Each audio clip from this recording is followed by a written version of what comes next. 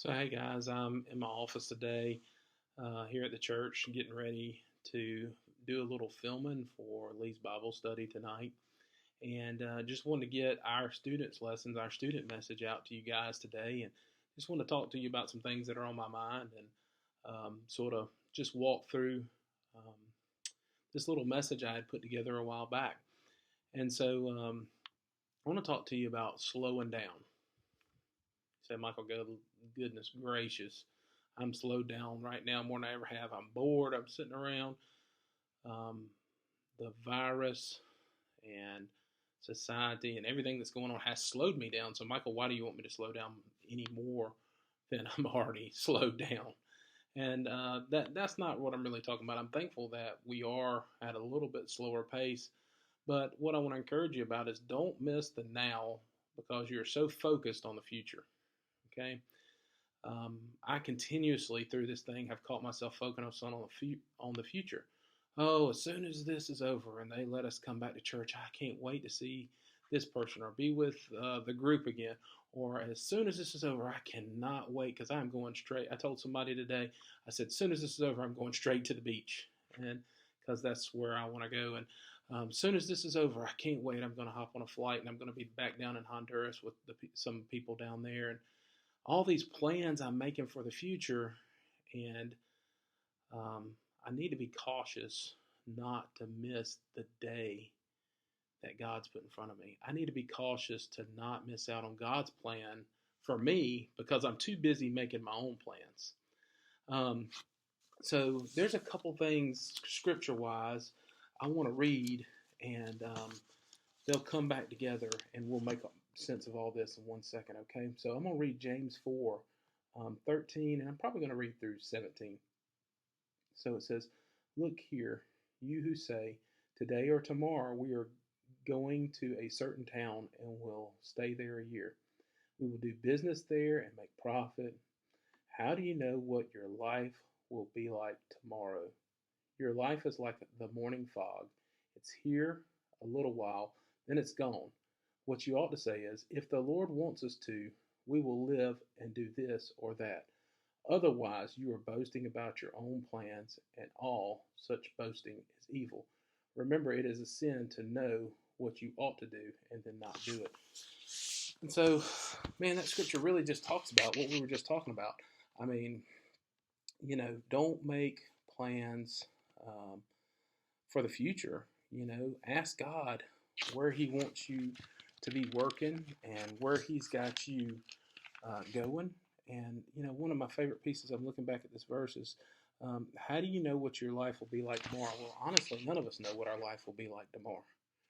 And so I think this is a good biblical reminder for us to, hey, slow down, focus on today. Don't get so far out in front of ourselves that we're forgetting about the moment that God has put us in. Okay?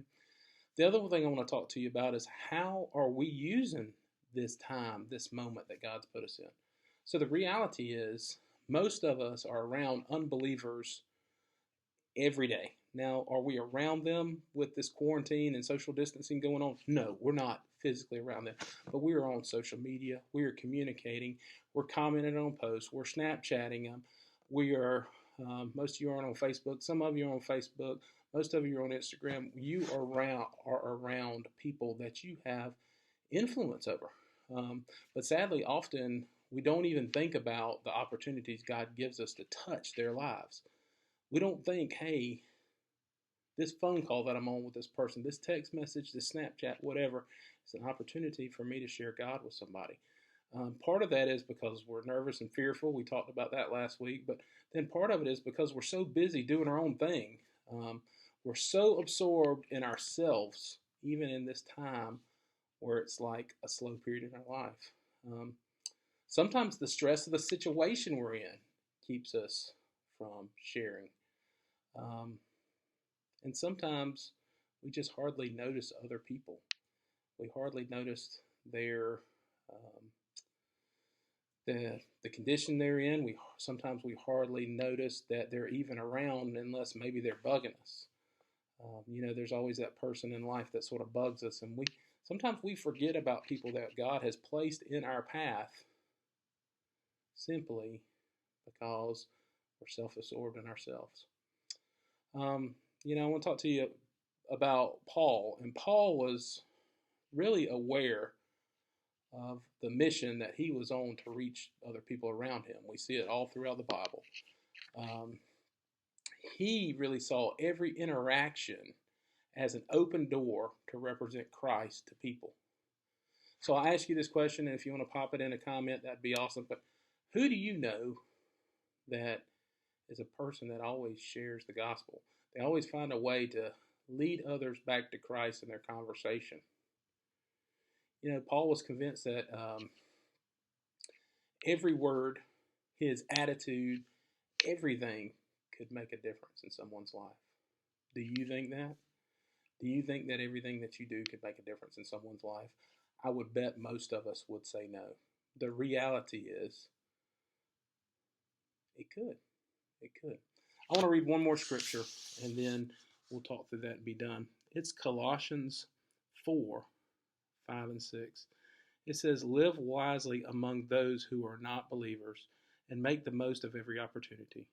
Let your conversations be gracious and attractive, so that you will have the right response from everyone." Now, certain different versions say that a little differently, but it all comes back and sort of has the exact same meaning. This is a New Living Translation, and I like that because I think it breaks it down for students a little bit easier.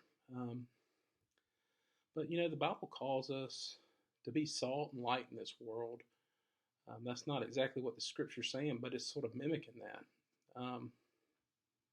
We've talked about salt before in some of our lessons. I mean, what is the history of salt? Why would the Bible say that we should be salt? If you look through history, salt was to add taste, to preserve food. So we should add flavor to people's lives.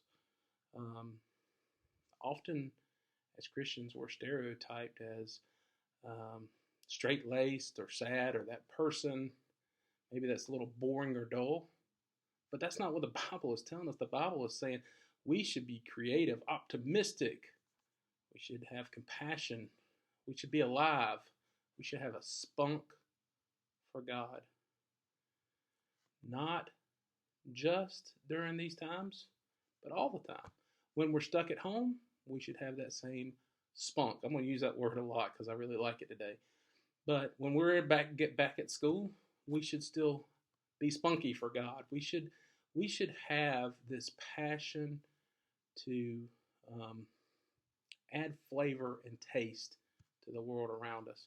And so I'm going to challenge you through social media, through text, through whatever. Encourage somebody this week. Pray for somebody. Encourage them. Reach out to them. And add flavor to their life. Share Jesus with them. It's as simple as saying, hey, I'm struggling through this. Are you struggling through this? Oh, you are? Well, let me tell you what's helping me sleep at night. What's helping me sleep at night is I believe that Jesus died on the cross for me, and I believe that he is with me through this. And can I tell you a little bit more about that? It's as simple as that. It doesn't have to be this long, drawn-out thing. Share your testimony. Tell them why you love God. Tell them how you're getting through this without going crazy. But tell them about Jesus. A lot of times we get caught up and we tell people everything that they want to hear to calm them down or calm their fears or calm their nerves, but we forget to tell them about Jesus. Don't look back on this time. I told my students the other day on our Zoom call, if you were on it, you heard me say this. I said, don't let this time pass us by, and a month or two from now, we'd be sitting around together, and you say, man, I sure hate that I missed that opportunity to tell this person about Jesus through this, because it was an open door and I could have easily done it. I had the time to do it. I wasn't overwhelmed by life, and I could have done it, and I should have done it, and I wish I'd have done it. Don't let this time pass you by. All right. Thanks for watching. This is our devotion for today, and a little bit longer devotion, but I appreciate you hanging in there with me. I love you guys. I hope you played our challenge today. It's on Facebook and Instagram, so check it out. And if you need something, please reach out to me. I'm going to try and call a lot of you guys tomorrow. So if you see my number come through, pick it up and tell me hello. All right. Love you guys. Talk to you later.